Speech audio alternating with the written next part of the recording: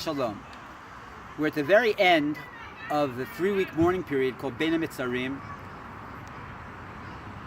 that ends with the 9th day of Av. The 9th day of Av was the day that both temples were destroyed in Jerusalem.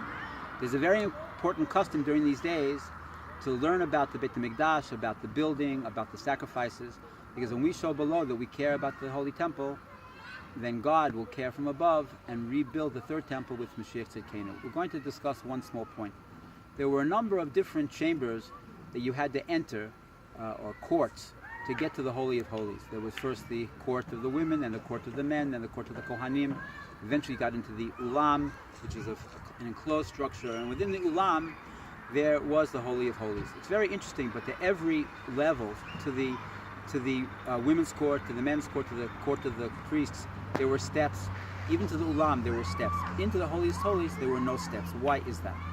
The answer is you can understand from a person. Just like when we go for higher and higher levels of holiness in our lives, we find that we become more sensitive to spiritual nuances. We see God in everything. We feel more distant from mundane things. Okay, and why is that? Because you need that spiritual power. You need to feel God in the world to be able to hold up against the challenges that we face every day. How could it be then when you went into the Holiest of Holies there were no steps? The answer is that the Holiest of Holies was different. There, God's true essence was revealed. When you're standing in front of God, in the presence of God's essence, it's not another level of holiness. There, it's the opposite. You feel bittul.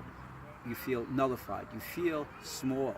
That because in front of the Holy, in front of the Almighty, big and small are all the same. The teaching from that is very straight. All of the revelations in our Jewish lives are important, okay? They give us strength, right? But that's not the goal. The goal is when you're in front of the Almighty, when you're standing face to face with the essence of divinity, it's not about how you feel. It's about understanding that God is everything. Shabbat Shalom.